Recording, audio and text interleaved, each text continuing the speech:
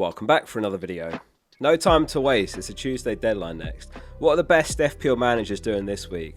What's their longer term plans with their teams? All that and more in this video. Kicking the video off with our manager highlight as always, and Alex has retained the number one spot in the Experts League with a score of 88 points. Not even enough points to secure a green arrow at that rank, but he's still sitting at 1.2k in the world. There's now 11 experts in the top 10k, and there's a massive 40 managers in the top 50k already. They're really starting to show their quality in the business end of the season, with the double and blank game weeks coming thick and fast. This week, 46% are planning to roll a transfer, 44% spending one transfer, and 10% spending two.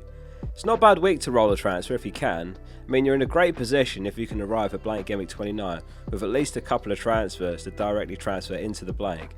Even if you plan to free hit, to be honest, since you can now carry transfers over to the other side of your free hits or wildcard chips. So, who are their most bought and sold players this week? Number 1 is Cunha, 29% buying the Wolves forward, who's now scored in 3 successive games. And further to that, they've got the best run of fixtures in the league coming. You've probably seen the fixture ticker tool that I've got on my site. If I sort that by the next 5 game weeks, it is Wolves that are top here. Fulham, Everton, Southampton, West Ham and Ipswich are their next 5. Born for West Ham, notably in 2nd and 3rd as well here. And with that in mind, it's no surprise that these 3 teams are being heavily invested in this week. FPL.page if you want to play around with the free tools there, or FPL Focal in the App Store. I'm going to be fleshing out the ticker tool actually with some more features like sorting it by attack or defence rather than overall, and filtering by best rotation. So Bowen is the second most bought player, 2 goals in 3 games, and he's home to Leicester next. If you watched the players to buy video yesterday, both of them are favoured by the markets and the algorithms right now, which does worry me a bit as a non-owner of both players actually. So Rodgers is the most sold player, 20% getting rid, and then in dive 11%. He's still injured and expected to miss the blank unfortunately. And of course Rodgers has got a knock and it's going to be a late fitness test on him. Watkins, Gakpo also sold by 6%. Rodgers is going to be assessed ahead of Gameweek 27 with a possible injury. That's all we heard from Emery in his press conference today. João Pedro with 3% selling is a little bit surprising.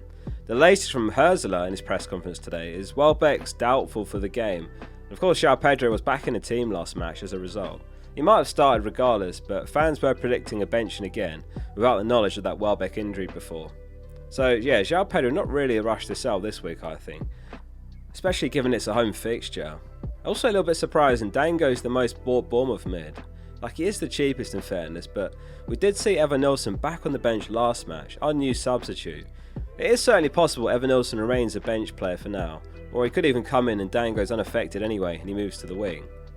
Honourable mention to Neto, who won Experts buying. Played out of position as striker at times last match, and he does have Southampton home, followed by Leicester home. One's going for Nkunku as well. Under the radar, massive differentials these two for the next 2 games. It's 2 fixtures that could promise a boatload of goals. 3 brave experts are selling Isak this week. The main reason why many aren't selling him, despite the blank in 29 and a couple of bad fixtures, is because you're going to undoubtedly be buying him back into your team due to having Leicester in Gameweek 31, and then 2 potential back-to-back double game weeks afterwards in 32 and 33. So you're basically guaranteeing yourself a heavy team loss if you got into him early. The same applies to Salah actually, and I'm very interested to see the data in a few weeks time. Like how many are going to sell Salah for Haaland in Gameweek 29? It sounds mad, but I think you're going to be surprised. I reckon it's going to be a good 50-50 split. A lot of them will go for it. And that's kind of what sets them apart. They're willing to make these massive risky decisions, and if they come off, you fly up the ranks.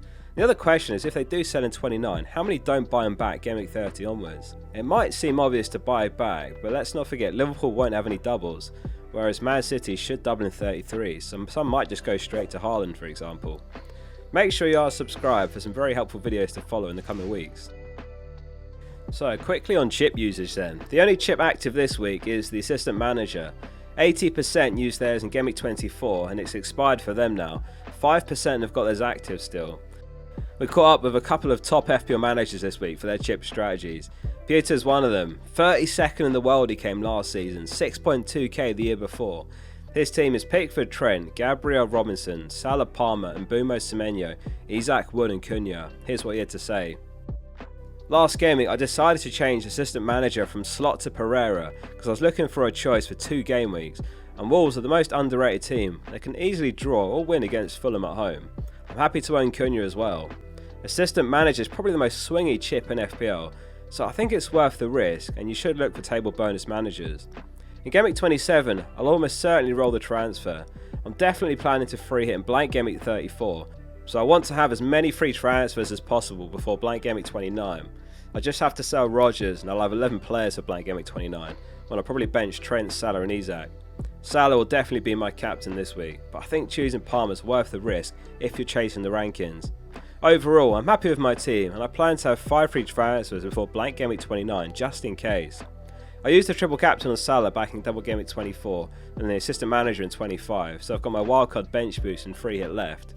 I'm almost definitely going to use the free hit in blank Gameweek 34 because I want to bench boost in 33, and to prepare for that I'll almost probably use my second wildcard in Gameweek 32. My team will look good enough in Gameweek 30 and 31, so I want to wildcard as close to the bench boost as possible. And Vardy Boys is the other manager. He's been on an absolute tear recently. He has 4.1 million in Gameweek 14 and he's now 150k.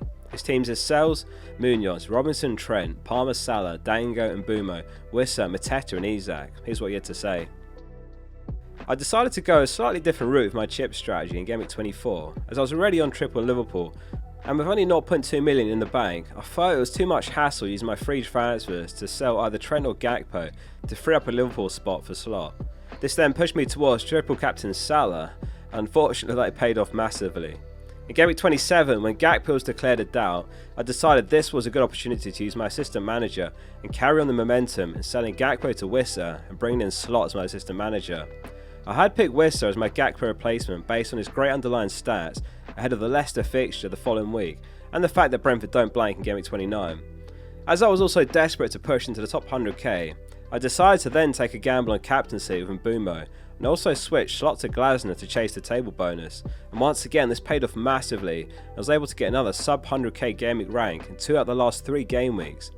Looking ahead, with Glasner set to face Villa for another table bonus opportunity, I'll be keeping faith with him as my assistant manager and hoping Palace continue their winning form. I also plan to navigate blank Gameweek 29 without the free hit, so that the free hit can be saved for Gameweek 34 instead.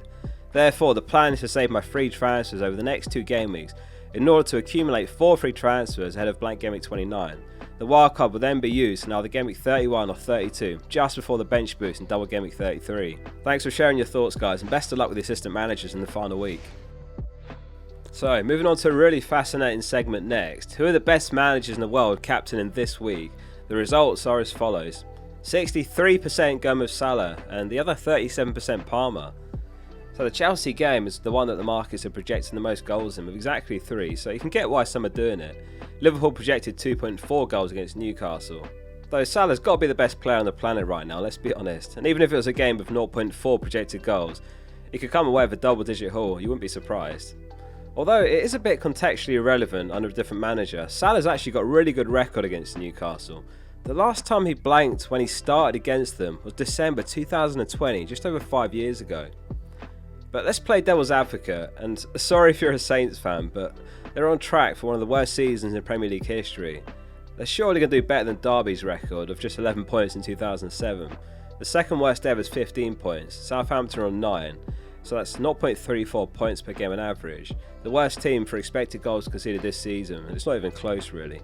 So yeah, there is a case to be made for Palmer. We both know the pros and cons. I've just put a poll up on my channel, so go cast your votes after watching this, and good luck whichever way you go. So onto the experts team for Gameweek 27. What's the template team this week? It's Pickford, Trent, Gabriel, Robinson, Palmer and Bumo, Salah, Dango, Cliver, Isak and Cunha. And on the bench, Fabianski, João Pedro, Mikalenko and Hall. So yeah, it's shaping up nicely for the blank as well now. Woods just left the team, and Cunha joins the team with 46% ownership, so just a couple of percent ahead. The column on the right hand side is the main one to pay attention to here. Which players do the experts collectively rate highly that the overall player base is sleeping on? These are your big rank gainers, loads of potential. Like Mbumo, 32% higher among the experts, Cunha 33% higher, Gabriel 49%. Obviously use your brain, and context is important. Like, don't rush to buy Mikalenko despite the massive difference. He's still in their teams from the double game week, and he was someone they could just chuck in that will play against West Ham in blank game week 29, just hope for the best. No other changes to the team this week. Trent, Salah, Isak and Hall, the 4 players that will blank in 29, so yeah, the team's well on its way to a solid enough 11 to get through that week. Finishing up with final thoughts and tips ahead of Gameweek 27, here's what the experts had to say. Jocko says, we're moving into the business end of the FPL season now. It's time to start seriously planning your likely chip strategies and transfers from here on to deliver them. Any transfers being made from here should have one eye on your longer term plans. Hey FPL says, now the Arseman excitement's over for me. I'm trying to bank some transfers for a full 11 in 29. GW27 says, Cunha's back after a couple of months out of the team. I always said at the time of selling him that he will come back in when Wolves' fixtures turn good again. Hopefully he keeps up the good form and gets the number of returns he got when he was in my team earlier in the season. Gakpo is the one to go with doubts over his fitness. Liverpool's short turnaround between Champions League fixtures and then blanking in Gameweek 29. FPL analyst reflects on two perfect transfers. Glasner and Mbeumo for a net gain of 30 points is right up there as the best -4 in all my years of playing FPL. And lastly, FPL Fish says, tough decision on captaincy this week. Do we go with the GOAT or target the worst team in the league? Thank you very much for watching, as always. If this series is helpful, hit subscribe. It's completely free to watch. We're going to be live for the deadline on Tuesday evening as well. See you then.